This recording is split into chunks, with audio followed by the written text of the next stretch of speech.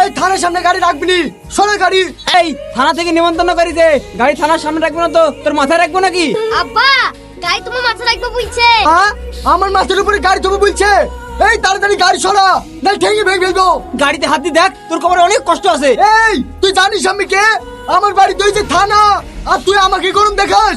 এই বিশু, মার শালাকে। স্যার স্যার বাইরে প্রচন্ড ঝামেলা হচ্ছে।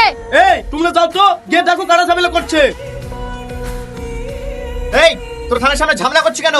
চাপ কেটে পিঠে চামড়া তুলে দেবো। আর আপনি ঠিকভাবে কথা বলবেন, থানা কেন তো আমাদের জায়গায়। এই তোর জায়গাতে কি হয়েছে? চল থানায়।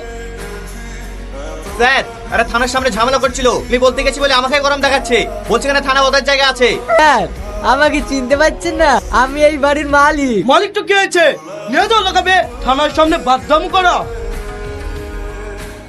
এ আমাদের কি হলো আব্বা? লকআপ জামটা তুই বাপ পেটে কেটে উৎপাদন করলো।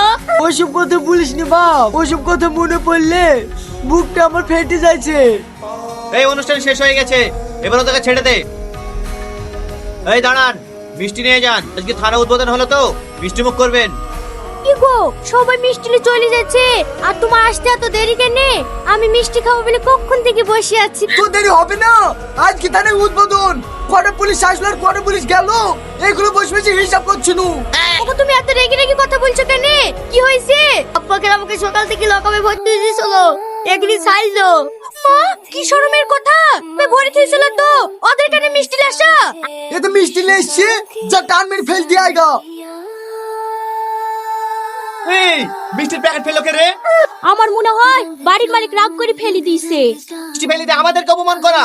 এই উপরে চলো তো। কি ব্যাপার আপনারা? আমাদের তো মিষ্টি আপনারা না খেয়ে বাইরে ফেলে দিয়েছেন কেন?